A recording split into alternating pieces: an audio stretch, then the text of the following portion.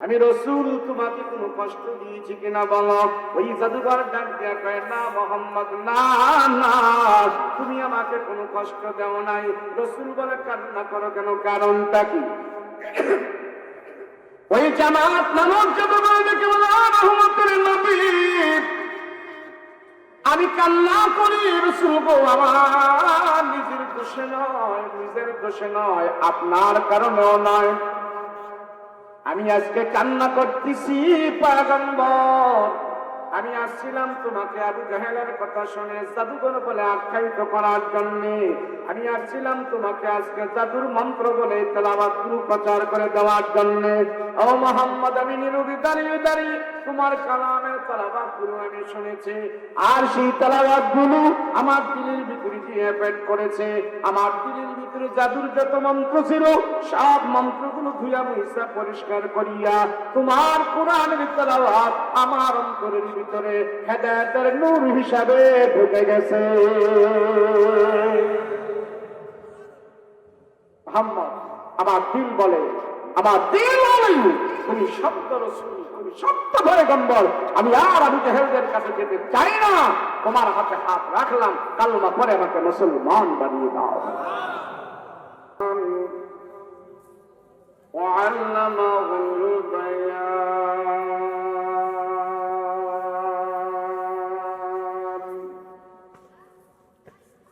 وأطعن الإيمان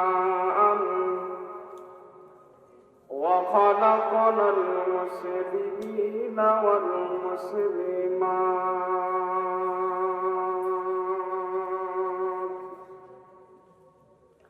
صلى الله تعالى عليه وعلى آله وأصحابه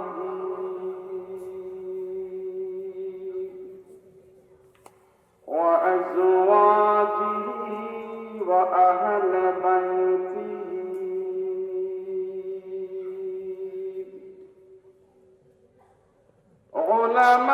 علماء أمته وفقهاء ملته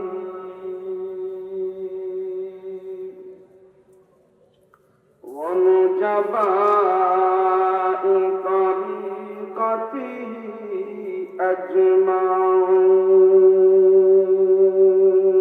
أجمعين الذي أرسله الله تعالى بالحق بشيرا ونذيرا وداعيا إلى الله بإذنه وسراجا منيرا.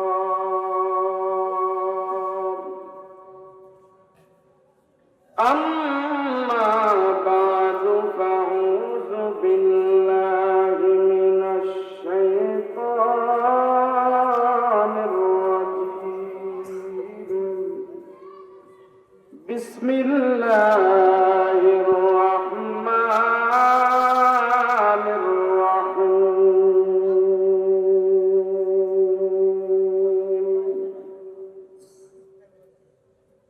يا أيها الذين آمنوا ادخلوا في السلم كافة ولا تتبعوا خطوات الشيطان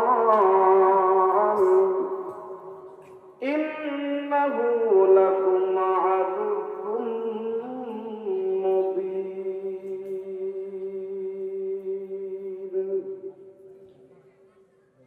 وقال الله تعالى عز وجل: يا أيها الذين آمنوا اذكروا الله ذكرا كثيرا وسبحوه بكرة وأصيلا.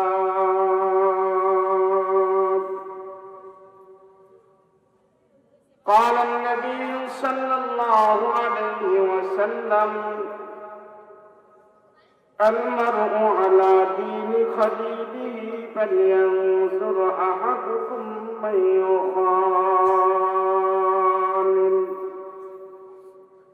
أو كما قال النبي عليه الصلاة والسلام.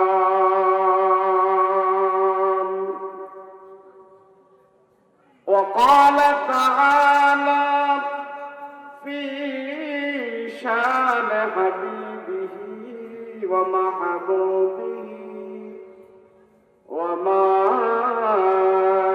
أرسلناك إلا رحمة للعالمين.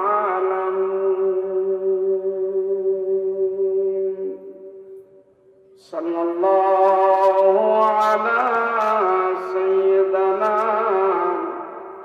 ومولانا محمد وعلى آله وأصحابه أجمعين. بلغ العلا بكماله كشف الدجى بجماله حسنت جميع خصاله. صلوا عليه وآله.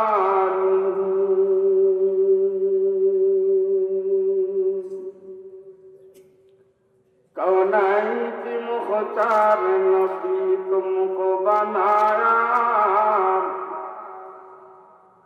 कौनैन की मुख्तार नबी तुमको बनाया, उम्मत की निगहबान खुदा तुमको बनाया, उम्मत की निगहबान खुदा तुमको बनाया। मौला मेरा आका मेरा रहमत का नबी है, मौला मेरा आका मेरा रहमत का नबी है। तजदार मदीना हमारा तुम्हारा भी है, तजदार मदीना हमारा तुम्हारा भी है। अशजार में रहते हैं नबूवत की शहादत, अशजार में रहते हैं नबूवत की शहादत। तस्दीक कमर में तू ही अंगुल की इशारा, तस्दीक कमर में तू ही अंगुल के इशारा। ला इलाहा ला इलाहा इल्लल्लाह, ला इलाहा ला इलाहा इल्लल्लाह, ला इलाहा इल्लल्लाह, ला इलाहा ला इलाहा इल्लल्लाह।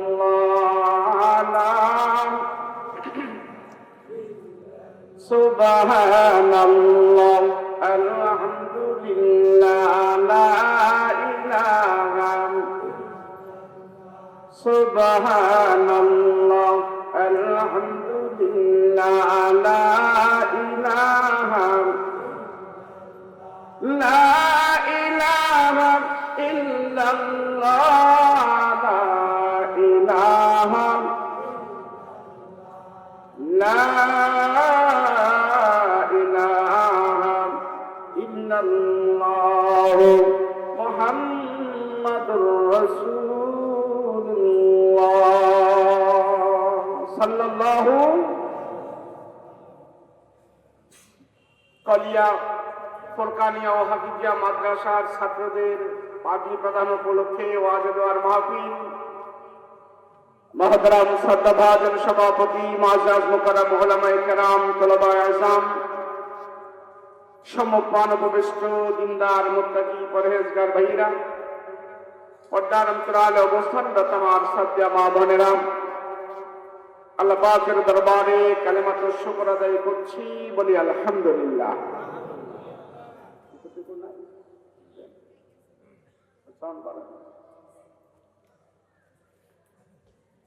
আল্লাহ আমাদেরকে দয়া করে, মায়া করে, আপন করে, রহমতি বরকতি নজর দিন।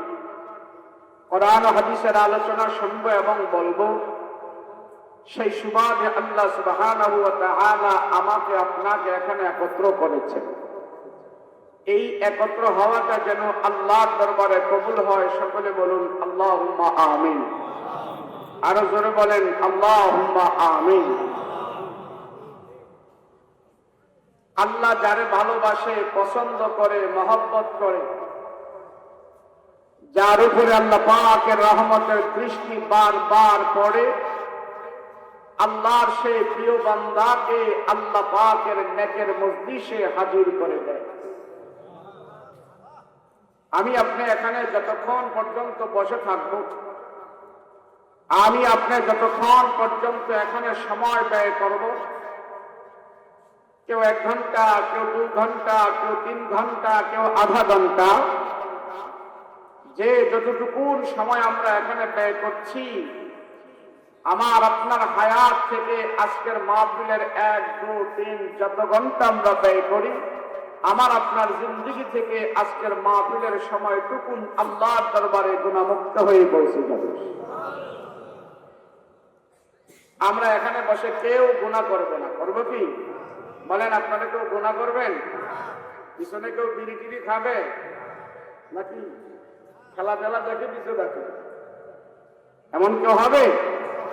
সবাই আমরা এখানে এক কাজ নিয়ে বসেছি, কি? আল্লাহ এবং আল্লাহ রসুলের কথা আমরা শুনতেছি। আল্লাহ এবং আল্লাহ রসুলের কথা যারা শোনে, যারা বলে, যারা মানে, আল্লাহর দরবারে তাদের দাম সব সময় আলাদাভাবে থাকে। এই মুহূর্তে আমাদের অনেক দাম, এই মুহূর্তে আমাদের অনেক দাম। আমরা গুনাহমুক্ত এখন সবাই, আমাদের আমল নামায় কোনো গুনাহ হচ্ছে না। এই গুনাহমুক্ত জিন্দেগি নিয়ে যদি আমরা আল্লাহর দরবারে হাজির হতে পারি, তো আল্লাহ সুবহানাহু ওয়া তাআলা আমাদেরকে হাসতে হাসতে জান্নাত দান করে দিবে। আর আমার আপনার জিন্দেগিটা যেন গুনাহমুক্ত হয়, আল্লাহর নাফরমানি মুক্ত হয়, সেই জন্য আল্লাহ পাক এই পৃথিবীতে লক্ষাধিক নবী রাসূল প্রেরণ করে করে আল্লাহ আমাদেরকে সতর্ক করেছেন। আল্লাহ আমাদেরকে জানিয়ে দিয়েছেন কোনটা জান্নাত, কোনটা জাহান্নাম, কোন রাস্তা জান্নাতের, কোন রাস্তা জাহান্নামের, কিভাবে চললে, কিভাবে বললে, কিভাবে করলে আল্লাহর দরবারে মুমিন হওয়া যায়, স্থায়ী আখিরাতের বাসিন্দা হওয়া যায়, জাহান্নাম থেকে বাঁচা যায়। সেই জন্য সব নবীরা এসে এসে আমাদেরকে সেই আল্লাহর বরকতের কথাই শোনিয়েছে। একজনের দুইজন নয়, লক্ষাধিক নবী আল্লাহ প্রেরণ করে আল্লাহ পাক আমাদেরকে সতর্ক করেছে। সব নবী একই স্লোগান দিয়েছিল যে আল্লাহর আদেশ মতো চলো জান্নাত পাবে, আল্লাহর কথা মতো চলো জান্নাত পাবে। সমস্ত নবীরা এসে এই কথাই বলেছে, একাত্মবাদ ধরো, বহুত্ববাদ ছাড়ো, আখিরাতের জন্য তৈরি হও। দুনিয়া এটা হলো একটা নমুনা, আর আখিরাত হলো তোমার স্থায়ী ঠিকানা। যত নবী আসছে, যারা মানছে তারা কামিয়াব, যারা মানে নাই তারা নাকামিয়াব। যারা মানছে, চাই সে আপনা হোক, দিনমজুর হোক, শ্রমিক হোক, সমাজের নেহায়াতগ্রস্ত মানুষ হোক, মানার কারণে তারা জান্নাতি, আর না মানার কারণে তারা জাহান্নামী। কিয়ামত পর্যন্ত এইভাবেই থাকবে। রাসূল পাক সাল্লাল্লাহু আলাইহি ওয়াসাল্লাম নবীজি এমন এক যুগে সেই জামানায় এসেছে যেই জামানার মানুষগুলো পথের দিশা পাইতো না, তাদের জীবন কোন দিকে যাচ্ছে, তাদের যৌবন কোন দিকে যাচ্ছে, আখিরাত কি, জান্নাত কি, পরকাল কি, ওই জাহেলিয়াতের যুগের মানুষ এগুলা বুঝতো না। হ্যাঁ মাইকম্যান, আপনি জানেন মাইক তো বক্তার সাউন্ড লাগে না, যেটা বস দিতে না আপনার করে এই মাঝিলে পেয়েছি যে মনিটর দিবেন না দিবেন বলছিলেন মাঝিলা করে আমি দিচ্ছি, আপনারও অনেক মাঝিলে করে দিচ্ছি যে আমার মাঝিল আমরা সুন্দর করে সবাই মাহফিলের দাম না, আমার গলার দাম নাই, মাইক বালা ওয়াজ বালা। একদিন মাহফিল করে গলা ভাঙতে পারবো না, 4 মাস করে থাকতে একদিন গলা ভাঙবে। আমরা দাঁত যারা দেয় আমরা কেমন ওয়াজ করি, কেমন কামলা যত ভালোই হোক, আজকের যন্ত্রপাতি ভালো না দিলে কামলা কাম করতে পছন্দ করে না।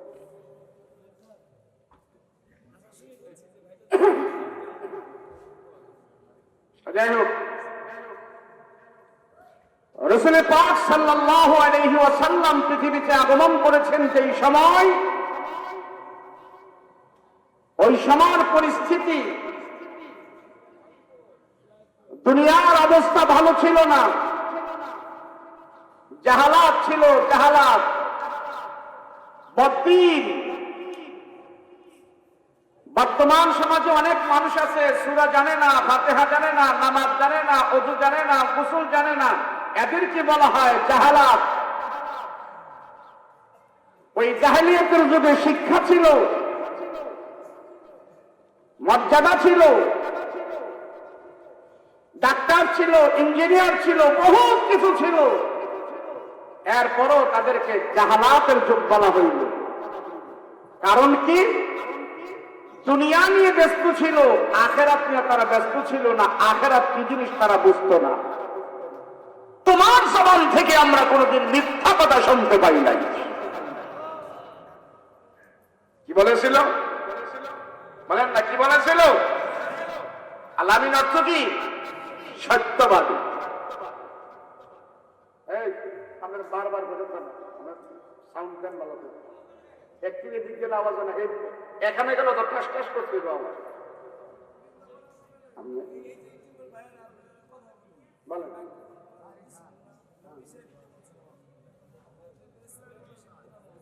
আচ্ছা, আপনি তো একবার সাউন্ড দিয়েছেন, দেন না ভালো করে, সুন্দর করেন না। বুঝছি আপনার মুখটা, আপনি কয়েলের ভয় এরকম করতেছেন না, কয়েল কাটলে আমি জেনে বলে বুঝছেন আপনি। আমি দেন দেন একটু আমার আসান করেন না।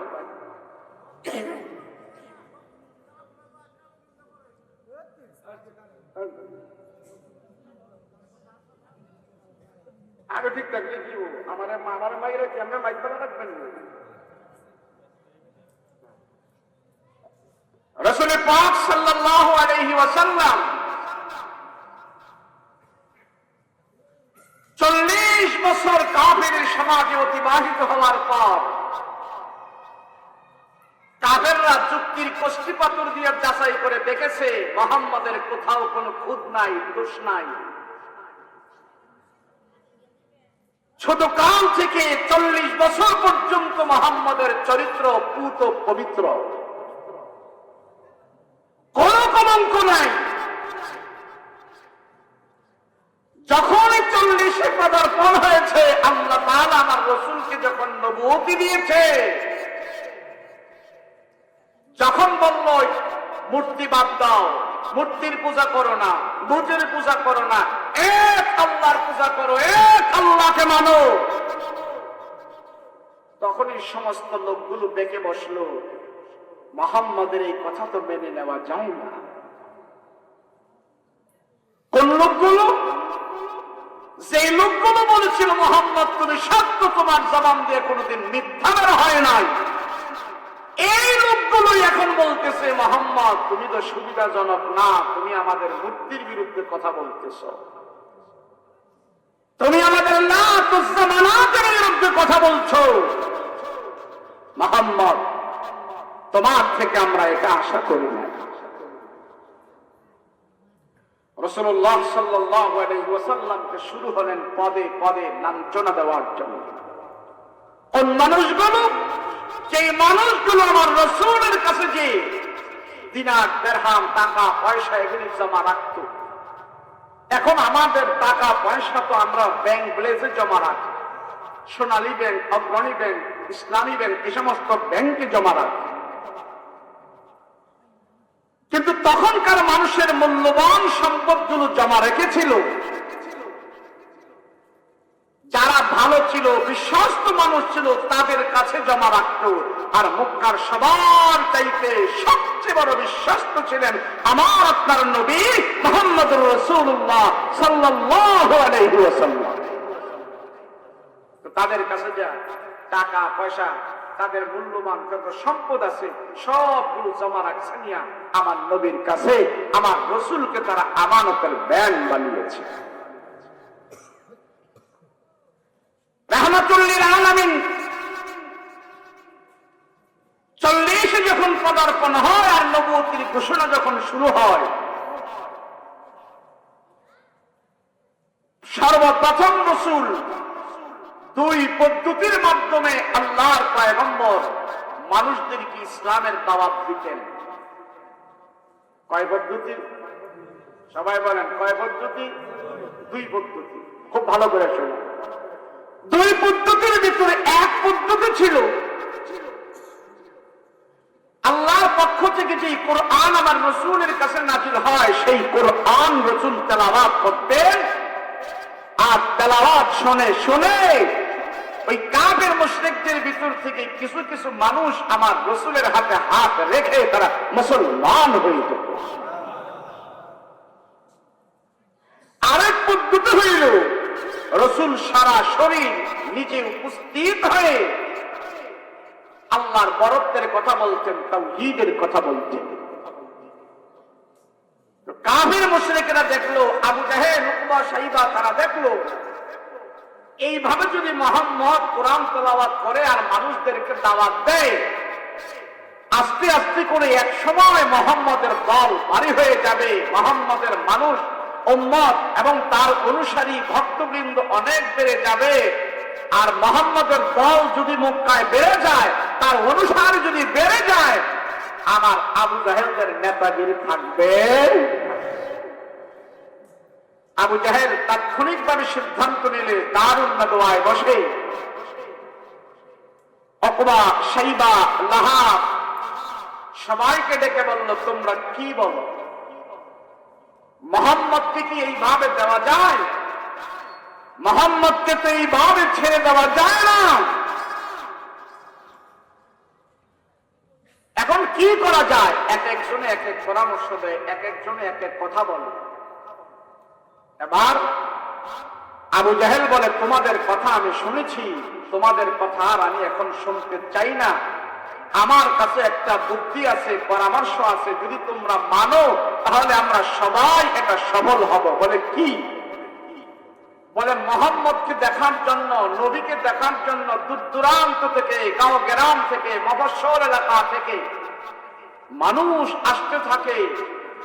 ওই আগন্তুক মানুষদেরকে যদি আমরা নেতারা দায়িত্ব নিয়ে বুঝাইতে পারি যে মুহাম্মদ একটা পাগল, এই পাগল বলে যদি আমরা জনগণকে বুঝাইতে পারি, তাহলে জনগণ পাগলের কথা আর শুনবে না, শুনলেও তেমন কোনো গুরুত্ব দিবে না।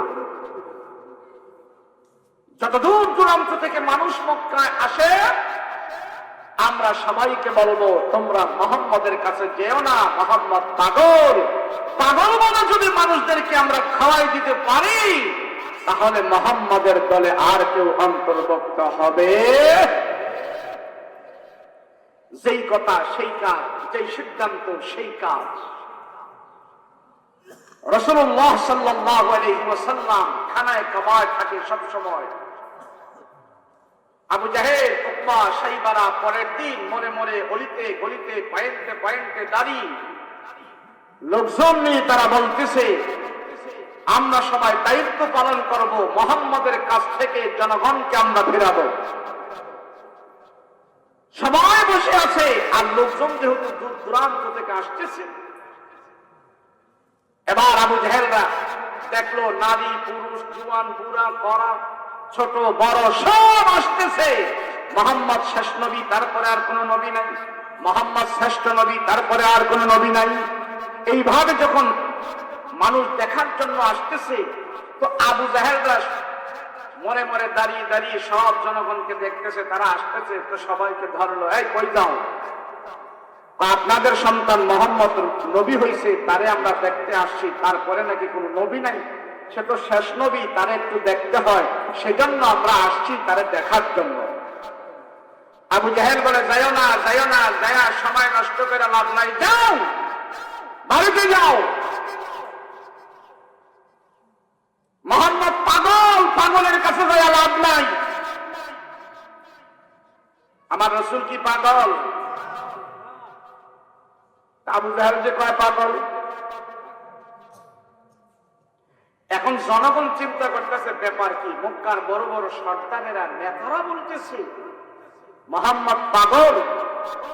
এখন জনগণ তার সব বোকানা, জনগণ এখন চিন্তা করতেছে যে মক্কার বড় বড় সর্দারেরা যেহেতু বলতেছে মোহাম্মদ পাগল, আর তার কাছে না যাইতে বলতেছে, তাহলে বোঝা গেল মোহাম্মদ পাগল হইল, এটা ছোটখাটো পাগল হইব না, এটা বড় পাগল হইব। আর আমরা আসতে যেহেতু বড় পাগলদারে আমরা এক নজর দেখেই যাব। এখন সব জনগণ হিতে বিপরীত হয়ে গেছে। জাগা দেন, আমরা মোহাম্মদকে দেখবো, জাগা দেন, রাস্তা ছাড়েন।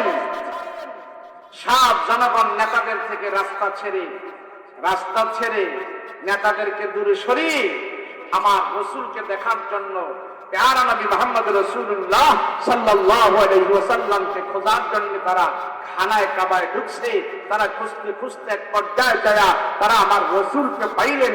প্যারা নবী মুহাম্মদ রাসূলুল্লাহকে এমন জায়গায় যে পেয়েছে, আল্লাহর রসুল কুরআনুল কারীম নিয়ে তেলাওয়াত করতেছে, আর আমার রসুলের কুরআন তেলাওয়াত সবাই শুনতেছে।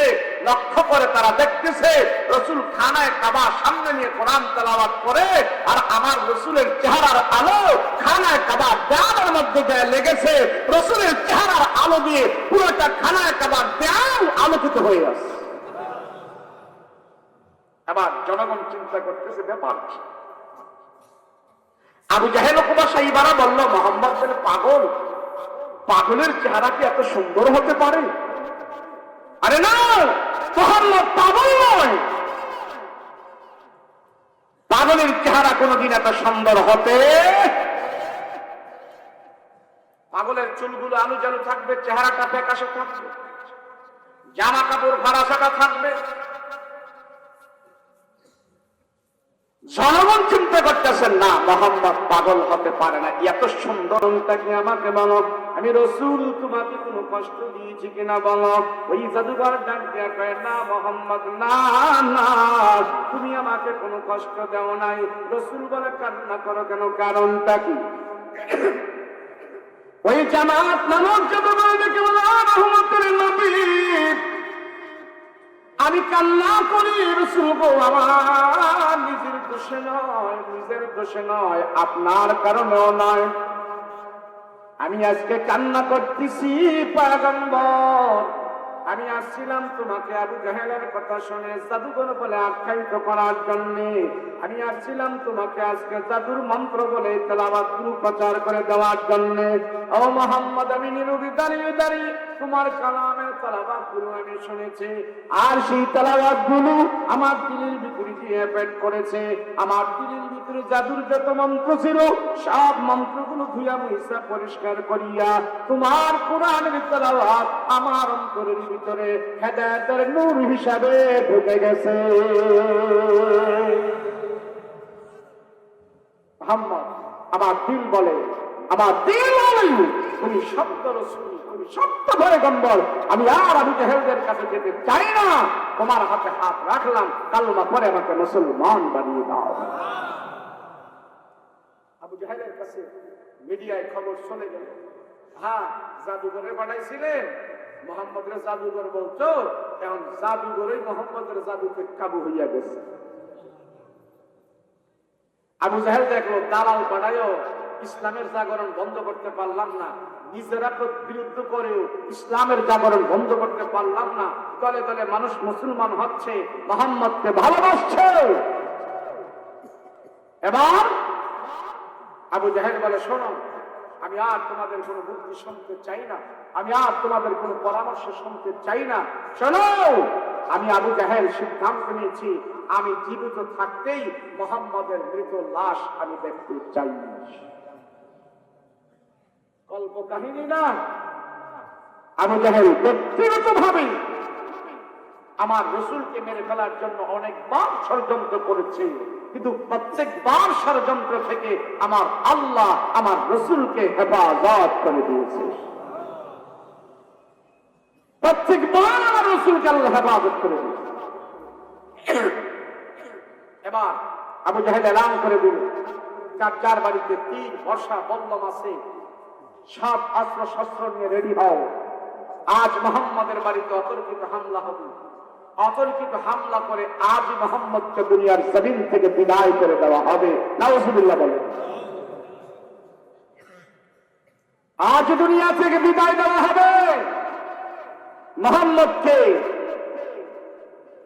আবু জাহেল এমন একটা নেতা ছিল, সে যখন কোন ডিসিশন দিত, মক্কার কোন মানুষ তাহা পরিবর্তন করতে পারত। আবু জাহেল এমন একটা নেতা ছিল, তার নাম, ডাক, হাত, ডাক, বডি, দেহ, শিক্ষা, দীক্ষা, বংশ, মর্যাদা, দাম্ভিকতা, সব দিক দিয়ে সে পারফেক্ট ছিল, সব দিক দিয়ে পারফেক্ট। কিন্তু আবু জাহেল এমন ভাবে আমার রসুলের প্রতি বৃদ্ধাঙ্গুলি প্রদর্শন করেছে, শেষ বারে যে আবু জাহেলের একই কথা, মুহাম্মদকে আমি জীবিত থাকতে মৃত দেখতে চাই। বলেন না নাউজুবিল্লাহ। কিন্তু আল্লাহ যদি চায় মৃত দেখতে পারবে? কথা বলেন, পারবে? রাসূল পাক সাল্লাল্লাহু আলাইহি ওয়াসাল্লাম ঘরের ভিতরে, লম্বা কথা আমি সংক্ষেপ করে বলছি, রাসূল পাক সাল্লাল্লাহু আলাইহি ওয়াসাল্লাম ঘরের ভিতরে, আর উতবা, শাইবা, জাহেলেরা সবাই আমার রাসূলের ঘরে চতুর্পাশে তারা 3 বর্ষা বল্লম নিয়ে তারা উদ্বুদ্ধ হয়েছে, 3 বর্ষা বল্লম নিয়ে তারা সবাই উৎপেতে আছে। রাসূলুল্লাহ সাল্লাল্লাহু আলাইহি ওয়াসাল্লাম ঘরের ভিতরে, আল্লাহ পাক আমার নবীকে জানাই দিলেন, হাবিব, আমি আপনার খবর রাখি না, আমি আপনার শত্রুদের খবর রাখি। আপনার খবর আমি যেমন রাখি, আপনার শত্রুদের খবর আমি তেমন রাখি। রাসূল গো, আপনি তো বাহিরের অবস্থা দেখেন না, রাহমাতুল লিল আলামিন, বাহিরের অবস্থা দেখেন। কাফের মুশরিকরা যাদেরকে আপনি সবচেয়ে বেশি ভালোবাসেন, যাদেরকে আপনি সবচেয়ে বেশি মহব্বত করেন, যাদেরকে আপনি চিন্তা ভাবনা করতেছেন ইসলামের কাজ তাদেরকে দিয়ে আপনি করবেন, আপনার ওই সমস্ত গোত্রের লোকেরা, বংশীয় লোকেরা আপনাকে মেরে ফেলার জন্য আপনার ঘরের চতুর্পাশে তারা 3 বর্ষা বল্লম নিয়ে দাঁড়িয়ে আছে। রাসূল দরজা খুলে দেখলেন, হায় হায়, যে মানুষগুলোকে আমি এত ভালোবাসি, যে মানুষগুলোকে আমি এত মহব্বত করি, আমার গোষ্ঠীর লোকগুলোকে আমি এত সম্মান দেই, এত ইজ্জত দেই, আজ সেই মানুষগুলো অস্ত্র নিয়ে দাঁড়িয়ে আছে তারা আমাকে মেরে ফেলার জন্য। আল্লাহ, আমি এখন কি করব? আল্লাহ পাক ডাক দিয়ে বলেন, হাবিব, আপনার কিছু করা লাগবে না, যা করার আমি করব, আপনি শুধু একটু হরকত করবেন, নাড়াচাড়া করবেন। সুবহানাল্লাহ বলেন। আপনি শুধু একটু নাড়াচাড়া করবেন। আল্লাহ, আমি কিভাবে নাড়াচাড়া করব? বলে, এক্ষুনি আপনি আপনার ঘর থেকে বের হন, খানায় কাবা থেকে বের হন, এই মক্কা ছেড়ে আপনি মদিনায় পাড়ি জমান। আপনি আর এখানে বেশিক্ষণ থাকবেন না, আপনি আর এখানে বেশিক্ষণ থাকবেন না। আমার অর্ডার, আমার আল্লাহর হুকুম, আপনি ঘর থেকে বের হন। রাসূলুল্লাহ সাল্লাল্লাহু আলাইহি ওয়াসাল্লাম তখন একটু চিন্তিত হয়ে গেলেন, বিচলিত হয়ে গেলেন। রাসূল, হায়রে, আমি এক্ষুনি চলে যেতে হবে, মক্কা ছেড়ে এক্ষুনি চলে যেতে হবে। আল্লাহ, খানায় কাবা ছাড়া আমি কেমনে থাকবো? খানায় কাবা ছাড়া আমি কেমনে থাকবো? না, আমি খানায় কাবা ছাড়া অন্য কোথাও আমি থাকতে পারবো না। আল্লাহ, এটা আমার দেশ, এটা আমার মাতৃভূমি, এটা আমার জন্মস্থান। আমি দেশকে ভালোবাসি, দেশের স্বাধীনতাকে ভালোবাসি। রাসূল বলেন, হুব্বুল ওয়াতানি মিনাল ঈমান, দেশকে ভালোবাসা, দেশের স্বাধীনতাকে ভালোবাসা, জন্মস্থানকে ভালোবাসা, এটা হলো ঈমানের অঙ্গ। কথা বলেন ঠিক কিনা? রাসূলের হাত, দেশের প্রেম, দেশের মহব্বত, এটা আমার রাসূল শিখাইছে।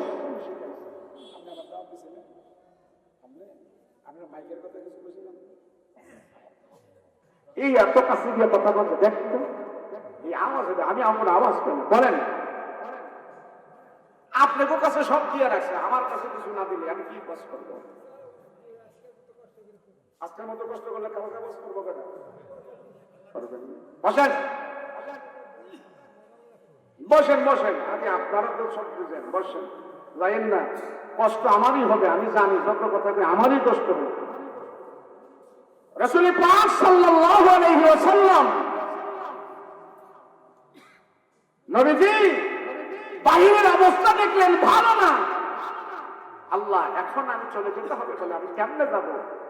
যাওয়ার বুদ্ধি আমি আল্লাহ করতেছি, যাওয়ার বুদ্ধি আমি করছি,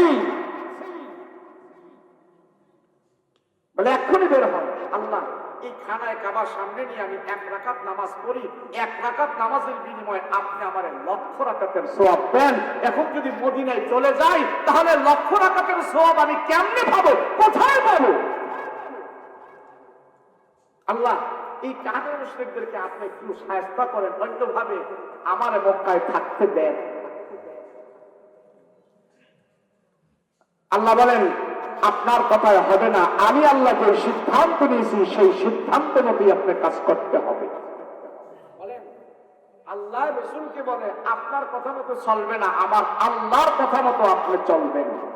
যে রাসূলকে আল্লাহ পাক বলে আপনি আমার কথা মতো চলতে হবে, আর আমরা চলি অন্যজনের কথা মতো, আমাদের উপায় কি হবে? আমার নবী রাহমাতুল্লাহ আলাইহি নবী আমার ডেকে বলে, আল্লাহ, এই খানায় কাবা ছাড়া আমি কেমনে থাকবো, কোথায় আমি থাকবো? আমি খানায় কাবা ছাড়া তো থাকতে পারবো না। আল্লাহ, আমার পেটে 2 দিন 3 দিন পর্যন্ত কোনো খাবার থাকে না, আমার চুলার মধ্যে 2 দিন 3 দিন পর্যন্ত আগুন জ্বলে না। আল্লাহ, আমার সন্তানেরা অনেক সময় খাবার পায় না, আমি খালি পেটে নিয়ে, ভুকা পাকা পেট নিয়ে আমি কুরআনুল কারীম সামনে নিয়ে খানায় কাবার সামনে আমি বসে থাকি, কোরআন তেলাওয়াত করতে থাকি। ওই কোরআন তেলাওয়াতের বরকতে এবং খানা কাবার বরকতে 2 দিন 3 দিনের পেটের ক্ষুধা পর্যন্ত দূর হয়ে যায়। যদি আমি মদিনায় যাই, আমার যদি এমন অবস্থা হয়, তাইলে আমি খানায় কাবাব কোথায় পাবো, আমি কোথায় যাব? আল্লাহ অন্য ব্যবস্থা করেন। আল্লাহ, এই খানায় কাবার জমিনে, এই মক্কার জমিনে আমার মা বাবা ঘুমন্ত আছে, আমার বংশধরেরা ঘুমন্ত আছে। মাঝে মাঝে আমার বাবার কথা মনে হইলে আমি বাবার কবরের সামনে দাঁড়ায় যাই, মাঝে মাঝে আমার মার কথা মনে হইলে আমার মার কবরের সামনে আমি দাঁড়ায় যাই। যদি আমি খানায় কাবাব থেকে মদিনায় চলে যাই, সেখানে যাওয়ার পর আমার যদি আমার মা বাবার কথা মনে হয়, আমি অত দূর থেকে কেমনে এখানে আসবো? আল্লাহ, আপনাকে আমার মক্কায় রাখার ব্যবস্থা করেন। আমার বিরুদ্ধে যারা করে, আপনার বিরুদ্ধে যারা করে, তাদেরকে আপনি অন্য ব্যবস্থা করেন। আল্লাহ আমি আল্লাহ সিদ্ধান্ত নিয়েছি, আপনি খানা কাবা থেকে বের হন, আপনি খানা কাবা ছেড়ে মদিনায় চলে যান। যা করার আমি আল্লাহ করবো, যা শায়েস্তা করার আমি আল্লাহ তাআলা করবো। ওকে পয়গম্বর, আপনার কিচ্ছু করা লাগবে না, আমি আপনাকে একবার মদিনা থেকে বিদায় করে দেই না, আমি আল্লাহ কৌশল হিসাবে আপনার মক্কা থেকে বের করে মদিনায় নিয়ে যাব। আবার আমি আল্লাহ কিছুদিন পরে মদিনা থেকে মক্কায় আপনাকে পৌঁছায় দিব। আর আমি আল্লাহ এক এক করে আবু জাহেল, উতবা, শাইবা সবাইকে আমি ধরবো, তাদেরকে আমি দেখা দিব। আবার এই মক্কার নেতৃত্ব এবং কর্তৃত্ব, খানা কাবার চাবি আমি আল্লাহ আপনার হাতে দান করে দিব। রাসূল বলতে বের হন। রাসূল পাক সাল্লাল্লাহু আলাইহি ওয়াসাল্লাম বের হইলেন। এবার হযরত আলী রাদিয়াল্লাহু আনহু কি আমার রাসূল সাল্লাল্লাহু আলাইহি ওয়াসাল্লাম এমন একটা লিস্ট দিলেন, আলী এই নাও, এখানে অনেক কাফেরদের নাম লেখা আছে, যে সমস্ত কাফের মুশরিকরা আমাকে মহব্বত করে, আমাকে ভালোবেসে, তারা আমার কাছে দিনার দিরহাম জমা রাখছে, তারা আমার কাছে অনেক টাকা পয়সা জমা রাখছে। এখন যদি তাদের আমানতগুলো নিয়ে যদি আমি মদিনায় চলে যাই, তাহলে তারা আমাকে অনেক খারাপ বলবে যে মুহাম্মদকে ভালোবেসে অনেক কিছু টাকা পয়সা রেখেছিলাম, আজকে মুহাম্মদ আমাদের সব নিয়ে ভাগছে। এই কথা যেন মুক্তার কোনো কাফের আমাকে না বলতে পারে। আলী এই নাও, এখানে অনেক সবার নাম লেখা আছে, যার যার নাম এখানে লেখা আছে, তুমি তাদের নাম পরে পরে সবার আমানত তুমি ফিরাইয়া দিবা। এই নাও, এই টাকা, এই দিনার দিরহাম তোমাকে দিয়ে দিলাম। আর আমি কে বলে রাসূল বলে, আলী তুমি ভয় পাইও না, ভয় পাইও না, তোমারে কোনো কাফের মারতে পারবে না। আমি রাসূল তোমাকে দায়িত্ব দিয়ে দিলাম, আল্লাহর উপর ভরসা করে তোমাকে বললাম তুমি মারবে না, কেউ তোমাকে মারতে পারবে না। আগামী 3 দিন পরে তুমি আমার সাথে ওই মদিনার কুবা এলাকায় যায় দেখা করবা, ইনশাআল্লাহ তোমার সাথে আমার দেখা হয়ে যাবে। হযরত আলী রাদিয়াল্লাহু আনহু বলে, আমার রাসূল যখন আমাকে বলছে যে আগামী 3 দিন পরে আমার দেখা আমার রাসূলের সাথে হবে, আমার পয়গম্বরের দেখা হবে পয়গম্বরের সাথে, হযরত আলী বলে তখনই আমি বিশ্বাস করে নিয়েছি পৃথিবীর কোন মানুষ আমাকে মারতে পারবে না। আমার রাসূল বলেছেন 3 দিন পরে আমার পয়গম্বরের সাথে আমার দেখা হবে, এই 3 দিন অন্তত পক্ষে পৃথিবীর কোন শক্তি আমাকে মারতে পারবে না। হযরত আলী রাদিয়াল্লাহু আনহু এই দায়িত্ব দিয়ে আমার রাসূল ঘর থেকে বের হয়ে গেলেন, কাফের মুশরিকদের সামনে দিয়ে চলে গেলেন, একটা বেয়াদব দেখলো না আমার পয়গম্বর কোন দিক দিয়ে চলে গিয়েছে। রাসূল আপনি বের হন, আমার পয়গম্বর ঘর থেকে বের হলেন। হযরত আবু বকর রাদিয়াল্লাহু আনহুর বাড়িতে গেল, আবু বকর রাদিয়াল্লাহু আনহুকে একটা আওয়াজ দিলেন দরজার মধ্যে, গভীর রজনীতে একটা আওয়াজ দিছে, একটা আওয়াজ দেওয়ার সাথে সাথেই আবু বকর ঘরের দরজা খুলে বলে, লাব্বাইক ইয়া রাসূলুল্লাহ আনা হাজির। আল্লাহর রাসূল বলে, আমি আশ্চর্য হয়ে গেলাম, এত গভীর রজনীতে তোমার দরজায় মাত্র একটা আঘাত করলাম, তাই আবু বকর তুমি সাথে সাথে কেমনে চলে আসলে? আরে ঘুমাইলে তো মানুষকে কয়েকটা ডাক দিতে হয়, উঠতে সময় লাগে, দরজা খুলতে সময় লাগে, তোমার তো এমন কিচ্ছু হয় নাই, সাথে সাথে তুমি হাজির হয়ে গেল, কেমন এত সাথে সাথে হাজির হয়ে গেল? আবু বকর রাদিয়াল্লাহু আনহু বলে, ইয়া রাসূলুল্লাহ অনেক আগে আপনি আমাকে শুনিয়েছিলেন, আজ থেকে 6 মাস আগে আপনি আমাকে বলেছিলেন আমার সাথে হিজরত করে মক্কা ছেড়ে অন্যত্র চলে যাওয়া লাগতেও পারে, মদিনায় আমাদের চলে যাওয়া লাগতেও পারে। আবু বকর তুমি কিন্তু রেডি থাইকো, ওই বিপদের দিনে হিজরতের রাতে আমার সাথী তুমি হবে। ইয়া রাসূলুল্লাহ সেদিন আমাকে বলেছিলেন, 3 তারিখ তো নির্দিষ্ট করেছিলেন না, আজ থেকে 6 মাস পূর্বে আপনি আমাকে বলেছিলেন গো রাসূল, ওই 6 মাস পূর্ব থেকেই আমি আজ পর্যন্ত একদিন রাতের বেলা বিছানায় পিঠ লাগায় ঘুমাই না, দরজার মধ্যে ঠেস লাগায় দাঁড়ায় দাঁড়ায় ঘুমায় থাকি, কখন আমার রাসূল আসবে আর আমাকে কখন ডাক দিবে। আমি যদি উঠতে লেট করি, ঘুম থেকে উঠতে যদি আমার দেরি হয়, লেট হয়, আর আমার ঘরের দরজার সামনে যদি কাফের মুশরিকরা আমার রাসূলকে অত্যাচার করে, আমার রাসূলকে কষ্ট দেয়, আর আমি সেদিক দিয়ে ঘুম থেকে উঠতে দেরি হয়, আল্লাহর আদালতে আমি কি জবাব দিব? সেই জন্য রাসূলকে আজ থেকে 6 মাস পর্যন্ত আমি ঘুম হারাম করে দরজার মধ্যে ঠেস লাগায় দাঁড়ায় দাঁড়ায় আপনার অপেক্ষায় আমি ঘুমাইতে থাকি। এটাকে বলা হয় রাসূলের ভালোবাসা। এটাকে কি বলা হয়? এটাকে বলা হয় ভালোবাসা। দেখেন না, কোথায় কাতারে খেলা হয়, আর্জেন্টিনা, ব্রাজিল, মেসি এরা খেলে, আর বাঙালি গোলাপান বিশাল বড় বড় সিগারেট মারে। মহব্বত, ভালোবাসা, আমার দল জিতছে, আমার দল জিতছে, এখন তোর দল হারছে, এই হারছে আর জিতছে বলে এমন মারামারি লাগছে, মাইরেই গেছে, খবর আছে না? মেরেই ফেলেছে। বড় দুর্যোগ পৃথিবীর ইতিহাসে হয় নাই, বাঙালি হেডারি হজম করে হয়েছে। দুর্ভিক্ষ হলে কি? দুর্ভিক্ষ হলে কি রোডঘাট বন্ধ থাকবে, মার্কেট বন্ধ থাকবে? বাবায় মারা গেলে কি ছেলে ধরবে না? বাবা ছেলের সাথে কথা বন্ধ হয়ে যাবে, স্বামী স্ত্রীর সাথে কি আলাদা বিছানা হয়ে যাবে? কিন্তু করোনা ভাইরাসের সময় এগুলি ছিল। তোমার বস কোথায়? বলে বসে হুজুর 3 মাস ঘরের ভিতরে খানা খাদ্য নিয়ে সব নিয়ে সোরের মতন ঘরের ভিতরে রিজার্ভে আছে। স্যারে বলছে 3 মাস ঘর থেকে বের হবে না। বলেন পৃথিবীর ইতিহাসে এমন অবস্থা হয় নাই। আকাশপথ, বিমানপথ, রোডঘাট, নৌপথ, জলপথ, স্থলপথ সব পথ বন্ধ করেছে পৃথিবীর ইতিহাস। আপনারা কেউ দেখেছেন? কিন্তু করোনা ভাইরাস দেখাই দিয়েছে। তাহলে সবচেয়ে বড় দুর্ভিক্ষ গেছে আমাদের মাঝে করোনা ভাইরাস। 40 দেশে নয়, সারা পৃথিবীতে গিয়েছে। কথা বলেন ঠিক কিনা?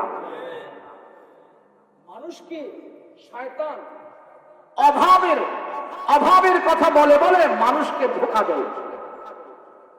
অভাবে পড়ে যাবে। এখন বেশি করে পয়সা না কামাইলে পরে খাইবা কি? তোমার চিকিৎসা কে করবে? তোমার ছেলেরা চিকিৎসা করবে না। বেশি করে পয়সা কামাও।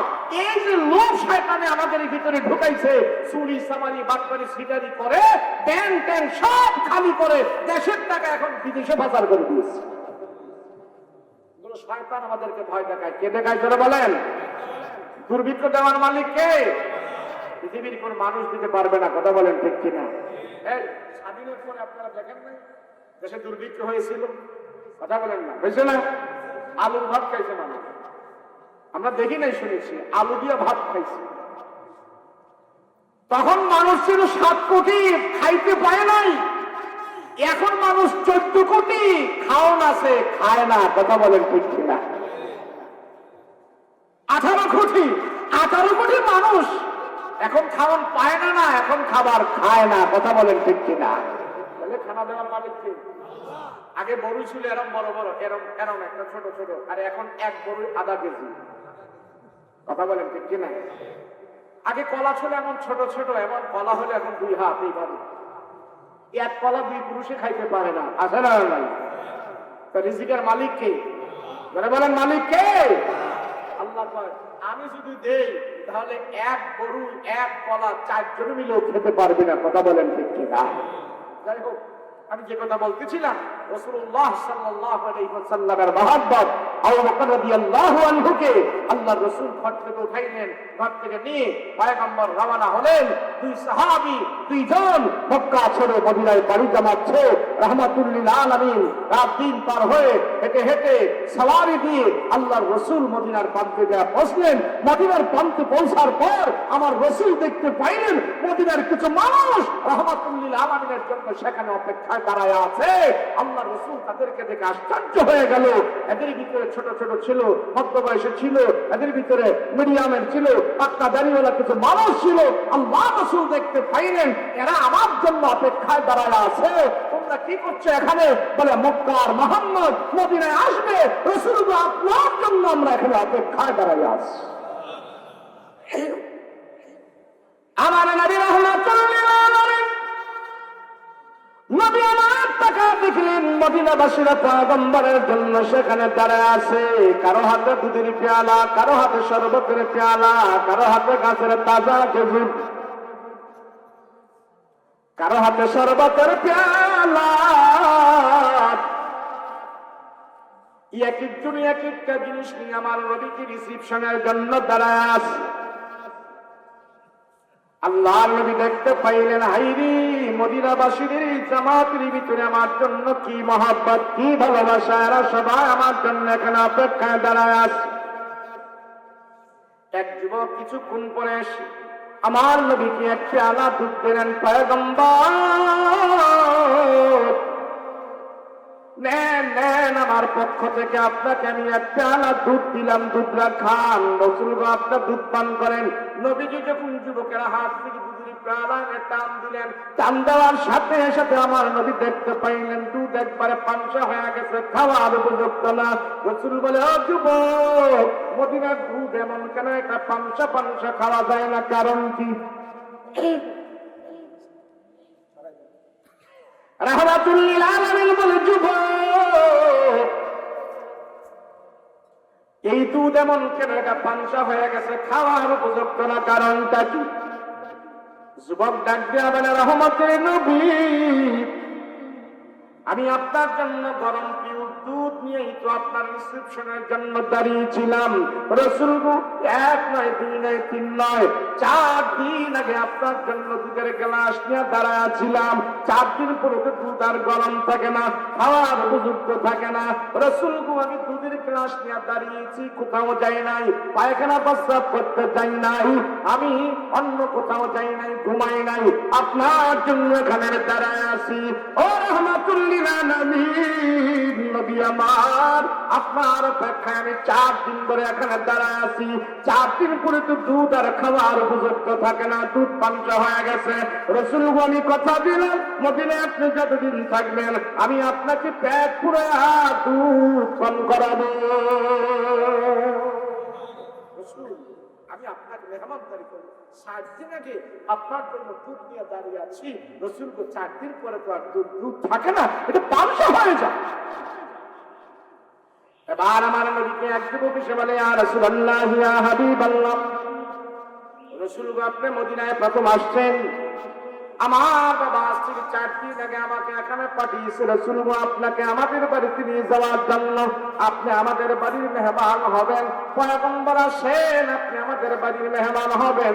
রাসূল গো, আমার বাবা একটা ছোট্ট বকরির গোশত, বকরি পাক করে ভুনা করে বসে আছে, আর আমাকে বলেছে মুক্তার নবী যেদিন মদিনায় আসবে তার রাসূলকে আমাদের বাড়িতে নিয়ে আসবা, মুহাম্মদকে আমাদের বাড়িতে নিয়ে এসে প্রথম মেহমান বানাইবা।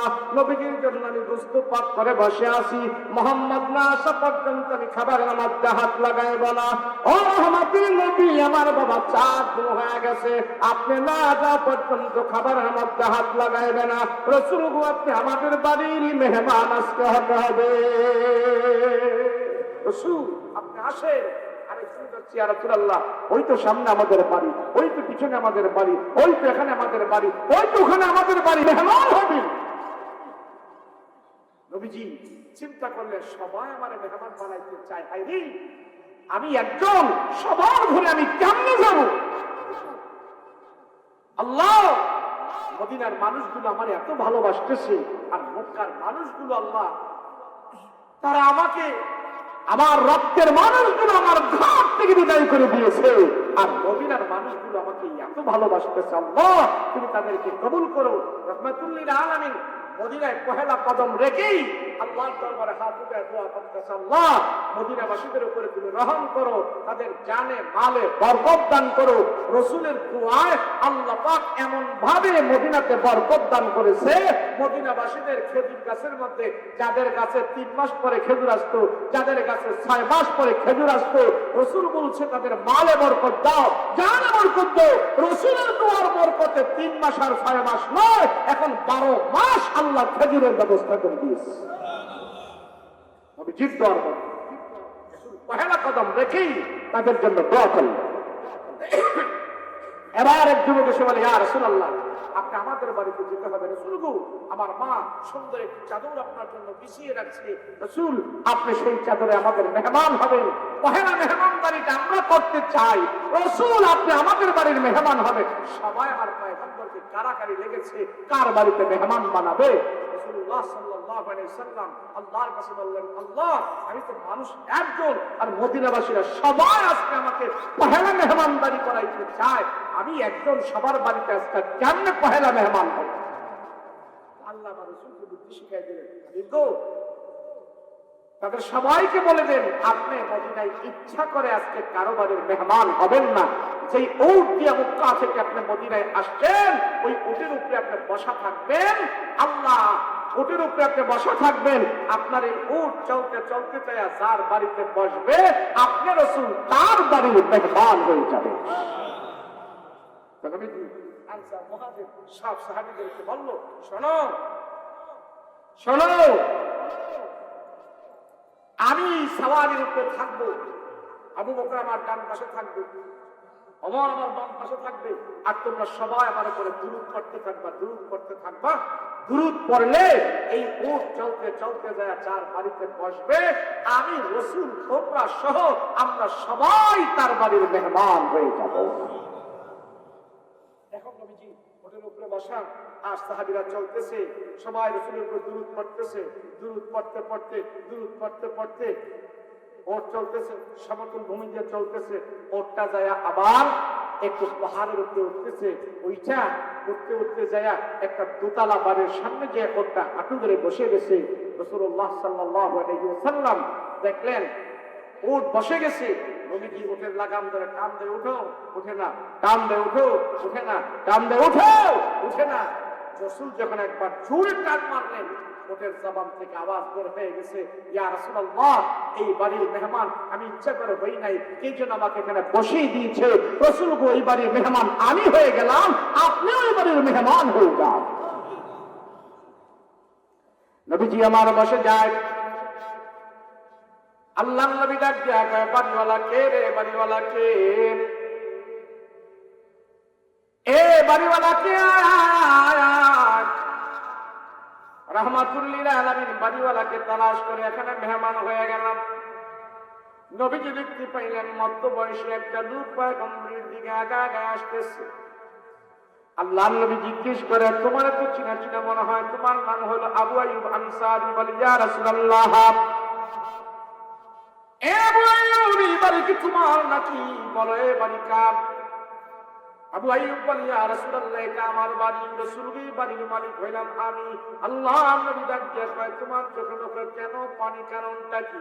আবু আইয়ুব বলে, ইয়া রাসূলুল্লাহ, এই পানি কোনো কষ্টের পানি নয়, এটা কোনো দুঃখের পানি নয়, রহমতের নবী গো, আপনি আমার বাড়ির মেহমান হয়ে গেছেন, আমি এই জন্য অত্যন্ত খুশি হয়ে গেছি। তাম পৃথিবীর সম্পদ যদি বিক্রি করে কেউ আমাকে দিয়া দেয়, আমি আজকে এত খুশি হব না।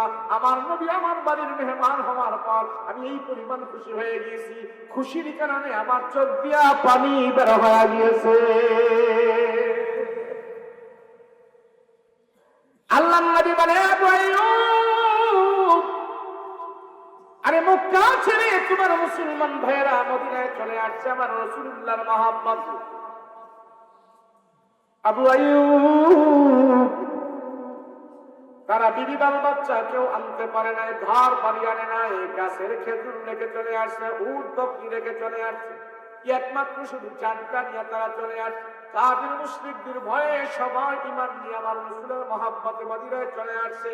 আবু আইয়ুবের মুসলমান ভাইদের পাতেও খাবার দাবার যা ছিল সব শেষ হয়ে গেছে, তুমি তাদের জন্য খাবার দাবারের ব্যবস্থা করো। আল্লাহর নবী কথা বলার সাথে সাথে মদিনার আবু আইয়ুব আনসারী রাদিয়াল্লাহু আনহু উট বকরি জবাই করিয়া মুসলমানদের জন্য পাকশাকির ব্যবস্থা করতেছে। রাসূল বলতে দেরি হয়েছে, বলতে দেরি হয়েছে, উট বকরি জবাই করতে দেরি হয় না। এবার পাকশাক হইতেছে, দাও দাও করে ধোঁয়া উঠতেছে, আগুন জ্বলতেছে। এই আবু আইয়ুব আনসারীর বাড়ি থেকে কয়েক কিলোমিটার দূরে তখনকার জামানার ইহুদিদের সবচেয়ে বড় একজন আলেম ছিলেন, তাওরাত কিতাবের একজন হাফেজ ছিলেন, যার নাম হলেন আব্দুল্লাহ ইবনে সালাম। ইহুদিদের বড় আলেম, ইহুদিদের বড় হুজুর। সে তার বাড়িতে খেজুর গাছের উপরে খেজুর গাছ পরিষ্কার করতেছে। গাছের উপরে ওঠার পর সে সেখান থেকে নজর করে তাকায় দেখে তার বন্ধু আবু আইয়ুব আনসারীর বাড়ির দিকে ধোঁয়া উঠতেছে, ধোঁয়া উঠতেছে। ওই ইহুদি আলেম মনে করলো আমার বন্ধু আবু আইয়ুব আনসারীর বাড়ির দিকে মনে হয় আগুন লেগে পুরো সারকার হয়ে যাইতেছে। ইহুদি আলেম তার দল বলবৎকাদেরকে ডেকে বলল, ছাত্রদেরকে ডেকে বলল, আরে যা যা, আমার বন্ধু আবু আইয়ুব আনসারীর বাড়ির দিকে মনে হয় আগুন লেগে সব পুরো সারকার হয়ে যাইতেছে, রাজা একটু খবর নিয়ে আয়। দাল বাল বক্তকের আছে সবাই দৌড়ে আবু আইয়ুব আনসারীর বাড়িতে আসলো। এসে দেখে এখানে বিপদের কোনো চিহ্ন নাই, সবার মুখে হাসি আর খুশি, সবাই পাক শাকে ব্যস্ত, রুটি পাক হচ্ছে, গুস্ত পাক হচ্ছে। তারা ডাক দিয়া বলে, কেন এখানে এত মানুষ, কেন এত মেহমানদারি, পাক শাক কেন, এখানে কারণ কি? ডাক দিয়া বলে, তোমরা জানো না এই বাড়িতে মুহাম্মদ অবস্থান করতেছে, মুহাম্মদের আগমনের সুবাদে এখানে যত পাক শাক দেখতেছো আমার রাসূলুল্লাহর মেহমানদারির জন্য পাক শাক হইতেছে। এরা বলে, ভাই আরে মক্কার নবী কি মদিনায় চলে আসে? বলে হ্যাঁ। এবার তারা যায় বলে, হাঁটতে হাঁটতে উস্তাদের কাছে যায় বলে, উস্তাদ জি, যে তাওরাত পড়ে পড়ে আপনি আমাদেরকে মোহাম্মদের কথা শোনাইতেন, সেই মোহাম্মদ তো মক্কা ছেড়ে মদিনায় চলে আসছে, অলরেডি আপনার বন্ধুর বাড়িতে মোহাম্মদ অবস্থান করতেছে। যখন এই কথা বলল, আব্দুল্লাহ ইবনে সালাম খেজুর গাছের উপরে ছিল, ওখান থেকে এক লাফ দিয়ে নাইলা গেছে, কি মোহাম্মদ মদিনায় চলে আইছে, তারা থাক আমি দেখে আসি। আব্দুল্লাহ ইবনে সালাম তাওরাতের বড় আলেম, ইহুদিদের বড় আলেম, সে তাওরাত কিতাব বুকে নিয়ে আমার রাসূলকে দেখার জন্য আবু আইয়ুব আনসারীর বাড়িতে আসছে। আসার পর আবু আইয়ুব আনসারীকে বলে, বন্ধু তোমার বাড়িতে নাকি মোহাম্মদ চলে আসছে, মোহাম্মদ নাকি অবস্থান করতেছে? বলে হ্যাঁ হ্যাঁ বন্ধু, আমার বাড়িতে আমার রাসূল এখন অবস্থান করতেছে। এখন আব্দুল্লাহ ইবনে সালাম বলে, দাও না আমাকে একটু দেখা করতে দাও, আমাকে একটু দেখা করতে দাও, আমি রাসূলের সাথে দেখা করব। এবার আবু আইয়ুব আনসারী বলে, না তুমি নাপাক, তুমি এখন ইহুদি, তোমার সাথে রাসূলকে দেখা করতে দেওয়া যাবে? এবার আবু আইয়ুব আনসারী রাদিয়াল্লাহু আনহু বলে, না দেখা করতে দেওয়া যাবে না, দাঁড়াও আমার রাসূলকে থেকে আমি জিজ্ঞেস করে আসি, রাসূল যদি অনুমতি দেয় তাইলে তোমাকে আমার পয়গম্বরের সাথে সাক্ষাৎ করাবো। এবার রাসূলের কাছে যায়, বলে, ইয়া রাসূলুল্লাহ, এই মক্কার ইহুদিদের সবচেয়ে বড় আলেম রাসূল আপনার সাথে মত বিনিময় করতে চায়, সে আপনার সাথে দেখা করতে চায়, আপনি কি দেখা করাবেন? তারে কি সুযোগ দিবেন নাকি? রাসূল বলে, আবু আইয়ুব এটা কি বলো, সে ইহুদিদের বড় আলেম, তার নাম আমি মক্কা থেকে শুনেছি, তার একটা সম্মান আছে, তার একটা ইজ্জত আছে, সে আমার রাসূলকে যখন দেখা করতে আসে, সে তো আলেম, সে যাই হোক ইহুদিদের বড় আলেম, একটা সম্মানী ব্যক্তি, যাও তাকে আসতে বলো, আমি রাসূল তার সাথে সাক্ষাৎ করব। দেখেন রাসূল অন্য ধর্মের আলেমকে এত দাম দিয়েছে, আর আমরা আমার ধর্মের আলেমকে সুযোগ পাইলে বাস দেওয়া শুরু করি। তখন ঠিক কি না? রাসূল বলে, আসতে বলো, সে তো বড় আলেম, ইহুদিকে বড় আলেম, আসতে বলো। আবু আইয়ুব আনসারী এসে ধরে ধরে আব্দুল্লাহ ইবনে সালামকে আমার পয়গম্বরের কাছে নিয়ে গেল। নিয়ে যাওয়ার পর বলেন, ইনি হলেন আমাদের নবী মুহাম্মদুর রাসূলুল্লাহ সাল্লাল্লাহু আলাইহি ওয়াসাল্লাম। ওই তাওরাতের বড় আলেম, ইহুদি বড় আলেম, আমার রাসূলকে পায়া নবীজির মাথা থেকে পা পর্যন্ত মার করতেছে, দেখতেছে, রাসূলের সির মুবারক দেখে, বদন মুবারক দেখে, পা মুবারক দেখে, দেখতেছে, মার করতেছে। এক পর্যায়ে ওই আব্দুল্লাহ ইবনে সালাম আমার রাসূলের চেহারার দিকে তাকায় রয়েছে, ডাইনে বামে সামনে পিছনে কোথাও তাকায় না, শুধু আমার রাসূলুল্লাহর চেহারার দিকে তাকায় রয়েছে। রাসূল বললেন, আব্দুল্লাহ ইবনে সালাম তুমি কোনো কথা বলছো না, কি ব্যাপার? শুধু আমার চেহারার দিকে তাকিয়ে আছো, কথা বলো।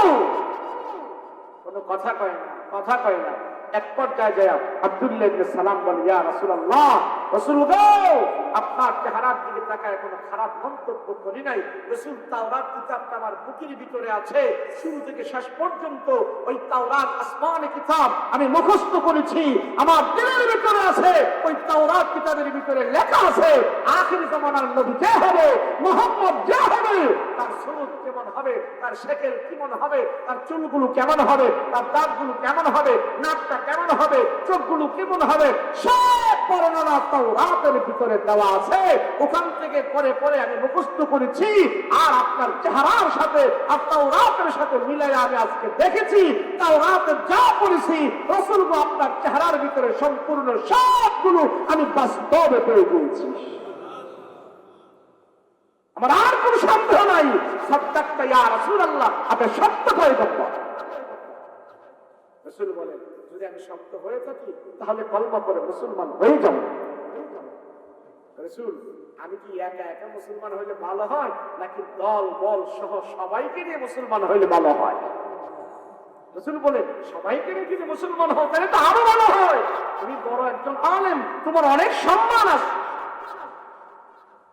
রাসূল বলে, আমি কথা দিলাম সবাইকে নিয়ে আমি আপনার হাতে হাত থেকে মুসলমান হয়ে যাব।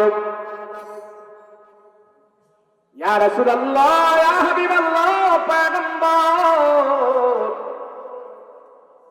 আমি ইহুদিদের আলেম, ইহুদিরা বেশি ভালো না, এরা দুষ্ট লোক।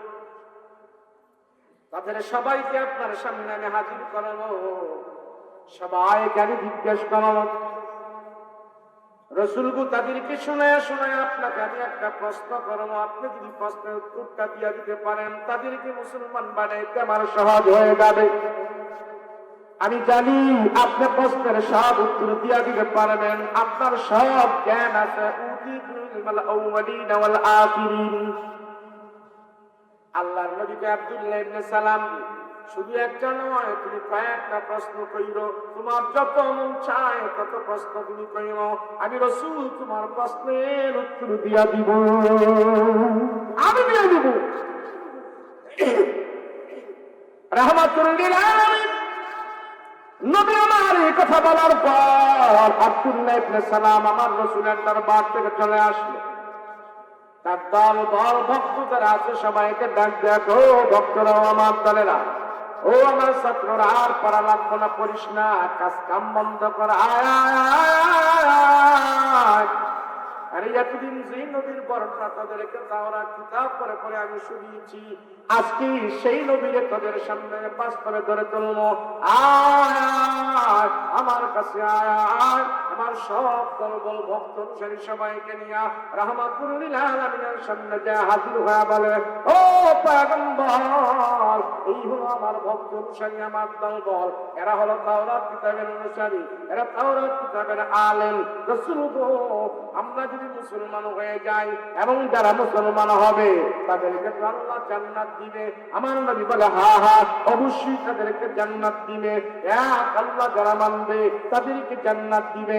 আব্দুল্লাহ ইবনে সালাম বলে, আমার প্রশ্ন হইল, আমরা যেদিন জান্নাতে যাব আমরা তো সবাই হব জান্নাতের মেহমান, আর জান্নাতের মালিক হলেন আল্লাহ তাআলা।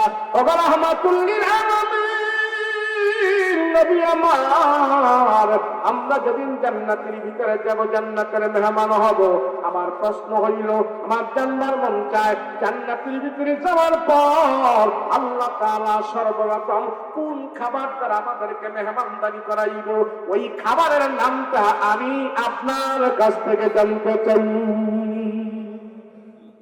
জান্নাতের ভিতরে কোন খাবারটা আগে দিবে, সেই খাবারটা সর্বপ্রথম জান্নাতীদেরকে আল্লাহ খাওয়াবে, সেই খাবারের নামটা আমি জানতে চাই। রাসূল বলেন, আরে কি বলো, এই প্রশ্নের উত্তর তো তোমার তাওরাতের ভিতরেই আছে। রাসূল তো তাওরাত পড়ে নাই, রাসূল তো ইনজিল পড়ে নাই। রাসূল বলে দিতেছে, আল্লাহর হুকুমেই বলতেছে, এই প্রশ্নের উত্তর তো তাওরাতেই আছে। এরপরে আব্দুল্লাহ ইবনে সালাম বলে, ইয়া রাসূলুল্লাহ, আপনার জবান থেকে আমি একটু শুনতে চাই। রাসূলুল্লাহ সাল্লাল্লাহু আলাইহি ওয়াসাল্লাম বলেন, জানো, যেদিন মুমিনেরা, যেদিন ঈমানদারেরা জান্নাতে যাবে, আল্লাহ সর্বপ্রথম জান্নাতীদেরকে ডাক দিয়ে বলবে, ও জান্নাতীরা, তোমরা সবাই হলে জান্নাতের মেহমান, আমি আল্লাহ হলাম জান্নাতের মেজবান, এটা আমার বাড়ি, এই জান্নাতের মালিক আমি আজকে আমার পক্ষ থেকে জান্নাতি মেহমানদেরকে মাছের কলিজা ভুনা করিয়া, মাছের কলিজাকে কাবাব বানায়া, সেই মাছের কলিজা দিয়া জান্নাতীদেরকে আমি আল্লাহ মেহমানদারির ব্যবস্থা করে দিয়েছি। আব্দুল্লাহ ইবনে সালাম বলেন, তাওরাতের হাদিস বলেন, সাদাক্তা ইয়া রাসূলুল্লাহ, আপনি সত্য বলেছেন, এই হুবহু এই কথাটাই তাওরাত কিতাবের ভিতরে দেওয়া আছে। রাসূল গো, আমার আর কোনো সন্দেহ নাই, আপনি যেন সত্য পয়গম্বর। এই তোরা কি বলস, আমি কিন্তু মুসলমান হয়ে গেলাম। এখন হুজুর যদি হয়ে যায় তো আমরা বাকি থেকে লাভ কি? এই তাওরাতের আলেমের দেখা দেখি সবাই তার হাতে হাত দিয়ে আমার রাসূলের কাছে এইভাবে আগিয়ে দিল। আল্লাহর রাসূল সবার হাতে হাত রেখে কালমা পড়ে মুসলমান বানিয়ে দিল। এবার আব্দুল্লাহ ইবনে সালাম ইহুদিদের বড় আলেম, মুসলমান হয়েছে। এখন সে চিন্তা করতেছে, মুসলমান তো হইলাম, এখন তো মুসলমানের রেওয়াজই আমার চলতে হবে, মুসলমানের রেওয়াজে তোমার চলতে হবে। রাসূলুল্লাহ সাল্লাল্লাহু আলাইহি ওয়াসাল্লাম নবীর কাছে আব্দুল্লাহ ইবনে সালাম প্রশ্ন রাখলেন, ইয়া রাসূলুল্লাহ, আমি আপনার কাছে একটু রুখসত চাই, সুযোগ চাই।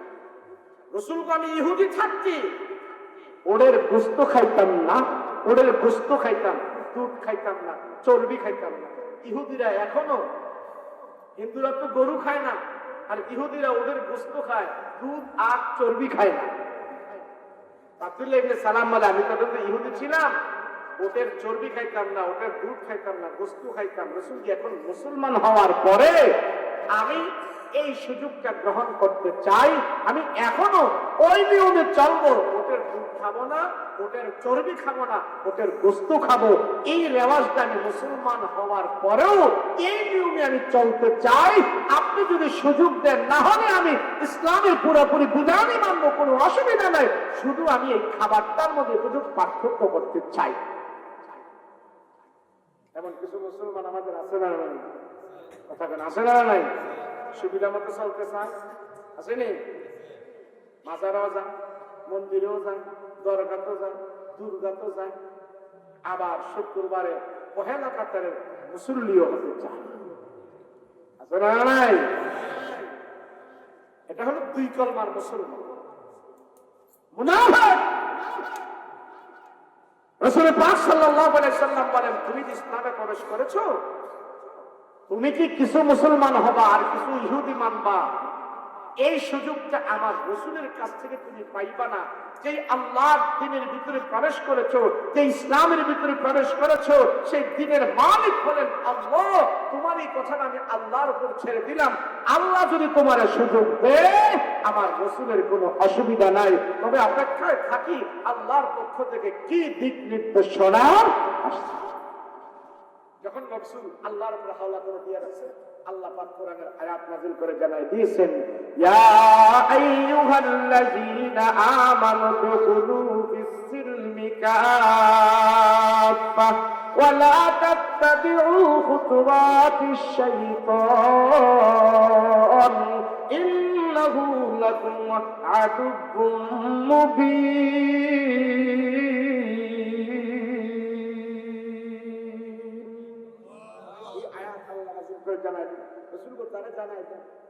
যত বড় আলেম হোক, যত বড় ইহুদিগুল লিডার হোক, এর জানাই দেন, ইসলামের ভিতরে যারা প্রবেশ করবে, ইসলাম যারা মানবে, একটু একটু অর্ধেক মানলে চলবে না। আল্লাহর আযাব থেকে যদি বাঁচতে হয়, আল্লাহকে যদি সন্তুষ্ট করতে হয়, ইসলামের ভিতরে যেন সে পুরোপুরি ভাবেই ঢুকে, অর্ধেক অর্ধেক ঢুকার দ্বারা আল্লাহর জাহান্নাম থেকে সে বাঁচতে পারবে। অর্ধেক জিনিসে মজা আছে, মজা আছে। অর্ধেক খাবারে কি পেট ভরে? অর্ধেক দেখায় কি স্বাদ মিটে? অর্ধেক কোন জিনিসে ভালো না। ইসলাম ও অর্ধেক মানার দ্বারা দিনের ভিতরে পুরোপুরি শান্তির আশা করা যায় না। কথা বলেন ঠিক কিনা? অসম্ভব হবে। এই আপনাদের এখানে মশায় কামড়ায়, মশা কথা বলেন, কামড়ানি? কামড়াইলে কি করেন? কেউ কয়েল ধরায়, কেউ মশারি টানে, তাই না?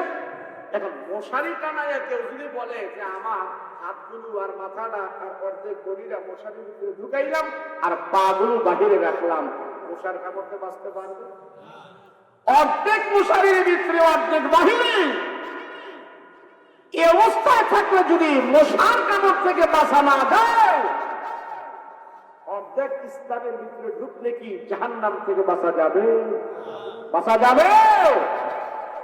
অতএব মশার কামড় থেকে যদি বাঁচতে হয়, বডি, মাজা, হাত, পা, কোমর, ঘাড়, কাঁধ সব মশারির ভিতরে ঢুকাইতে হয়।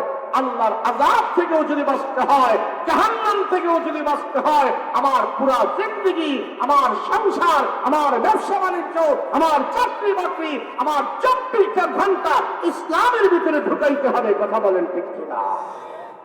ঢুকাইবেন ইনশাআল্লাহ? ঢুকাইবেন ইনশাআল্লাহ? কেমনে ঢুকাইবেন? 5 ওয়াক্ত নামাজ জামাতের সাথে আদায় করবো। রাজি আছি? বলেন রাজি আছি? সব ছেড়ে দিতে হবে, সোজা হিসাব। আল্লাহর নাফরমানি ছেড়ে দাও, আদেশ মতো চলো, মৃত্যুর পরেই তুমি জান্নাতের মেহমান হয়ে যাবে।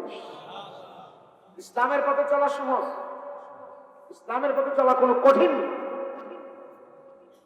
ইসলামের পথে চলাই সহজ। আমরা দুনিয়া যত কষ্ট করে কামাই করি, এই কষ্ট যদি আমরা আখিরাতের জন্য করতাম, তাহলে দুনিয়াও পাইতাম, আখিরাতও পাইতাম। আল্লাহ আমাদের সবাইকে কবুল করেন, বলেন আমিন। আমি মুসাফির মানুষ, আমি যদি দোয়া করি তাহলে দোয়া কবুল হবে। কি হবে? বলছেন কি? রাসূল বলেছেন, আমার নবী বলেছেন মুসাফির যদি দোয়া করে মুসাফিরের দোয়া আল্লাহ কবুল করে। যেহেতু মুসাফির গুনাহগার হয়ে থাকলে আমার রাসূলের কথা অনুযায়ী আমার দোয়া কবুল। কখন কবুল হবে সেটা আল্লাহ ভালো জানে, কিন্তু কবুল হবে। তাহলে কুমিল্লা থেকে এখানে আসলে শুধু মুসাফির না, ডাবল মুসাফির। কথা বলেন ঠিক কিনা? তো করবেন তো ইনশাআল্লাহ। আল্লাহ আমাদের সবাইকে কবুল মঞ্জুর করেন, বলেন আমিন। জানে মালে বরকত দেন, বলেন আমিন। হায়াত তাইয়্যিবা দান করেন, বলেন আমিন। দোয়া হবে, দোয়া